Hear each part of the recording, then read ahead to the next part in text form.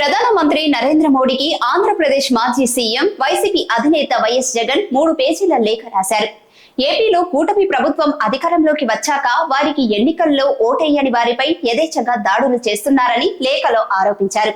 YCP నేతలు వైసీపీకి సానుభూతి పరులుగా ఉన్నవారే లక్ష్యంగా అధికార కూటమి నాయకులు దాడులు చేస్తున్నారని, వైసీపీ నేతల ఇల్లు, ఆస్తులను ధ్వంసం చేస్తున్నారని లేఖలో తెలిపారు. వైసీపీ ప్రభుత్వం ఏర్పాటు చేసిన గ్రామ, వార్డు సచివాలయాలు, రైతు భరోసా కేంద్రాలు, విలేజ్ క్లినిక్లపై దాడులు చేస్తున్నారని, రాష్ట్రంలో వైసీపీ ఎంపీ, ఎమ్మెల్యేలుగా పోటీ చేసిన అభ్యర్థులకు భద్రత కరువైందని రాశారు. 40 నుండి 45 రోజులుగా రాష్ట్రంలో రెడ్ బుక్ ఆధారంగా పాలన సాగుతోందని అన్నారు.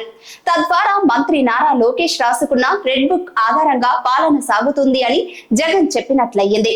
ఒకప్పుడు అదే నారా లోకేష్ ను వైసీపీ నేతలు పప్పు అన్నారు. మరి ఇవాళ అదే నారా లోకేష్ రాసుకున్న బుక్ ఆధారంగా పాలన జరుగుతుందని అంటున్నారు. తద్వారా లోకేష్ కి వారు అధిక ప్రాధాన్యం ఇస్తున్నారని అర్థమవుతోంది. కూటమి ప్రభుత్వం వచ్చాక ఏపీలో 31 హత్యలు, 300 హత్యాయత్నాలు, 35 ఆత్మహత్యలు జరిగాయని, 27 IAS, 24 IPS లకు పోస్టింగులు ఇవ్వకుండా దూరం పెట్టారని జగన్ తన లేఖలో తెలిపారు.